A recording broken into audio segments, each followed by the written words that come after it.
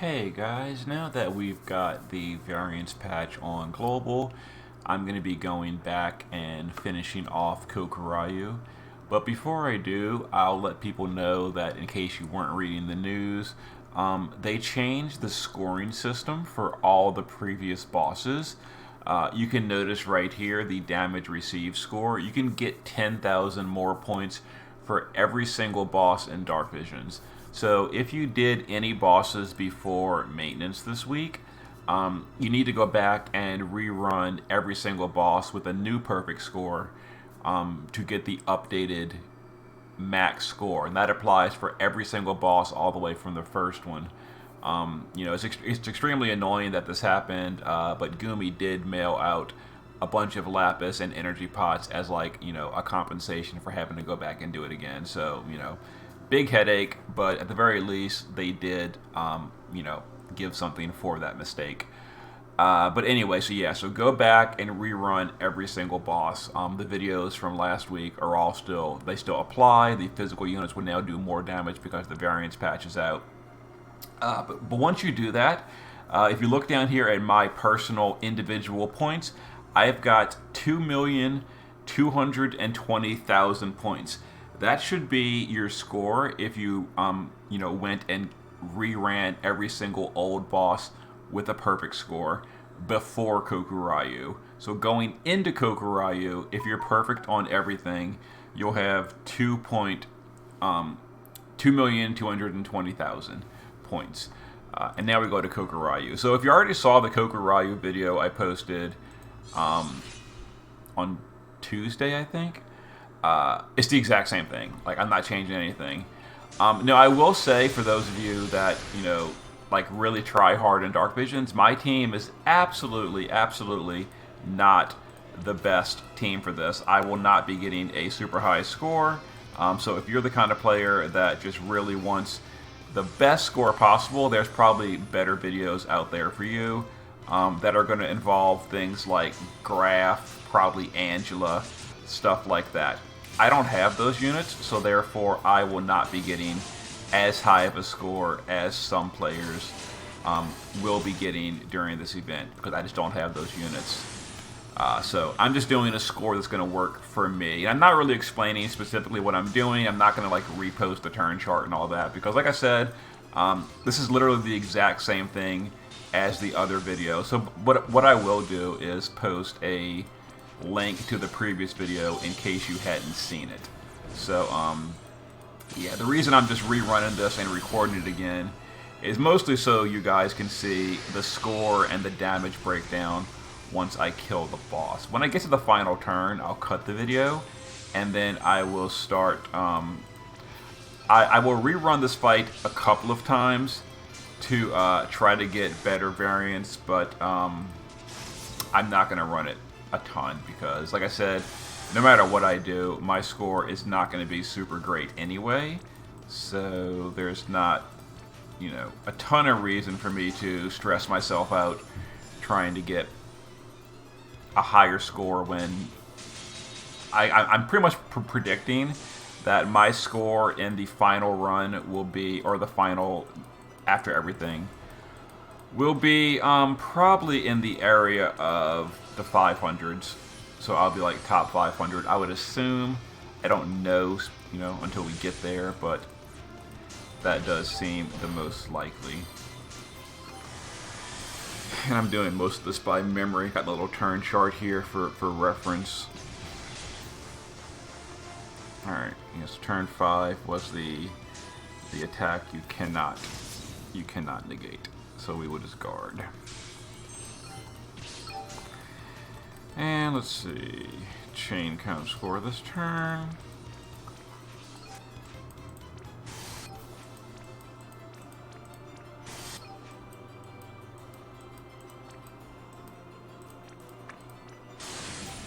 There we go. So yeah, based on my calculations, yeah, my damage should be between 9.5 to 14.3 billion. And I've seen some people saying they can get up to 20 billion with their team. which, you know, might be possible. I have no idea.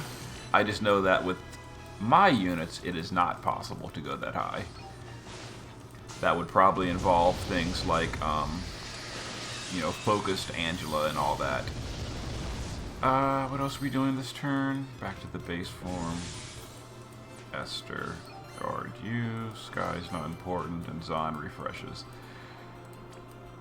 Yeah, this clear is a little bit long, which is why I'm probably not going to be rerunning it too many times, because headache. Doing it too much.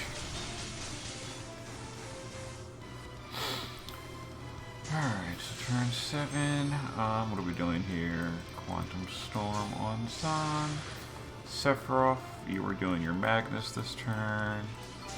Laura is going to Volatile this turn. Sky shifts and does her power-ups this turn. Kane jumps this turn, but before we do, we're going to steal the buffs off of Sky and share those. And back to the base form with Kane, where we jump. Okay.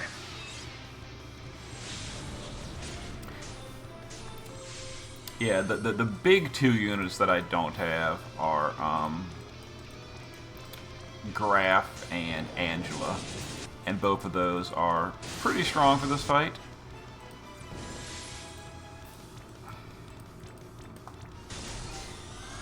Angela, of course, has the big headache where you've got to go like 12 turns or something, but if you're willing to do that, she is strong. Alright, we're going to jump Sky out of here. And kill time. Alright, so we're going to shift Laura. And do her shifted LB. Zahn will do Chain Lightning, Bunny Blitz, shift Sephiroth.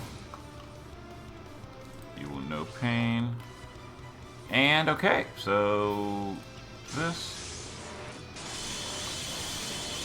Drop all these guys, and we're looking for up to 14 billion, and depending what it is, I will either retreat or keep it. 10, that is a really low score. So, okay. So I will run this a few more times, and when variance cooperates, I will show you what I decided to keep. Okay, see you on turn 9 again. Okay, guys, let's check that variance again. Once again, we're looking for up to 14. I'd be happy with like 12 and above. It's good enough for me. I don't care. We're keeping it. I don't feel like doing this anymore. So, let's see who failed to do that missing 2 billion based on my calculations. So Sky did 1.4, which is exactly on average. Kane did 2.9, exactly on average. Laura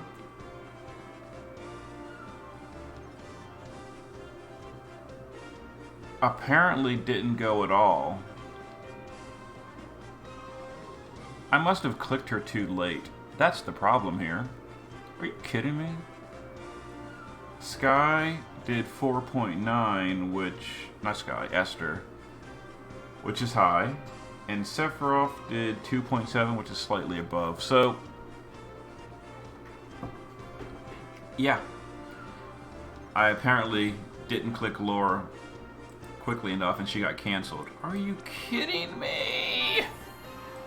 Well, I already locked it in, so it's too late at this point. Alright, I'm going to run that a couple more times. I'm going to use like 5 energy pots or 100 energy. I'm going to run it 5 times.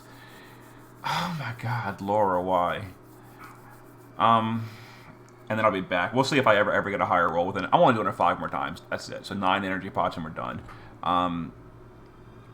See you in a second.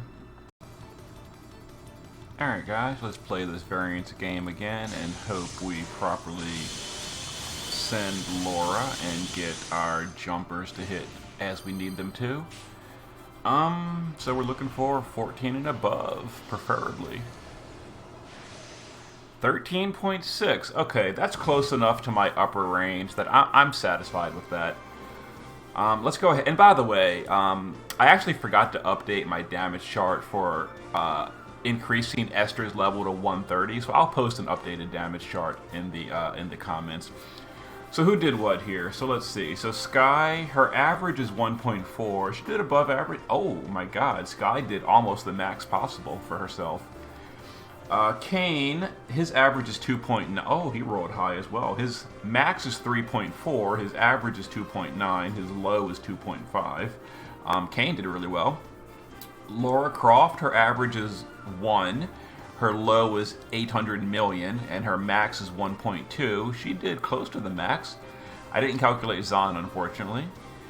Esther's average is 4.2, her low is 3.2, and her max is 5.3. She did 4.8, so we're missing 500 million from her potential max.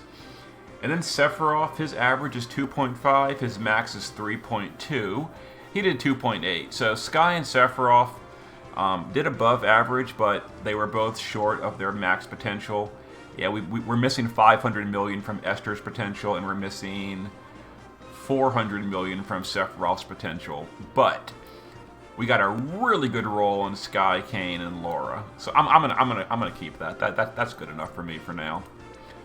And Dark Visions is being extended for an additional week, so maybe next week, you know, a new unit pops in and changes the whole idea up. There's rank 42 for the moment. You know, this is, I promise you, I will not be in the top 100 by the time this is over. A lot of players didn't even do this boss yet. Yeah, so, you know, if you're a top 100 type player, you definitely want to go for a clear that utilizes things like Graf, Angela, or even Dark Rain potentially. He might be really good on this as well. He does really good damage. I don't have those, so I just did what I could do without Graf, Angela, and only one copy of Tybus' STMR. Although in this specific clear, the only people that even cared about Tybus' STMR are Laura Croft and Sephiroth. So a second copy of Tybus' STMR could have absolutely boosted Laura Croft's damage a good bit, but I didn't. You know, I don't have it, so what are you going to do? Anyway, so the gear is, you know, the gear is no cheat. The only change from last week's gear is I now have Riser's Crown on Esther. Other than that, the gear is all the same as last week's video. I will post an updated turn chart which has the damage calculations, so you can see the calculated damage with my exact gear. You know, you can use like a spreadsheet or a calculator to calculate your own damage based on your gear. But based on my calculations, that was a pretty high roll. Yeah, the sheet last week wasn't updated for Esther being made level 130, which I decided to go ahead and do because, you know, they held back the 7-star vision card passives, which means there's no reason to vision card a 7-star if we're not going to get the passive effects. So I just used them all on Esther. Okay, there it is. So yeah, make sure you go back and rerun all the bosses, like I mentioned at the start of the video, because you got to get that max damage score. Anyway, see you next time.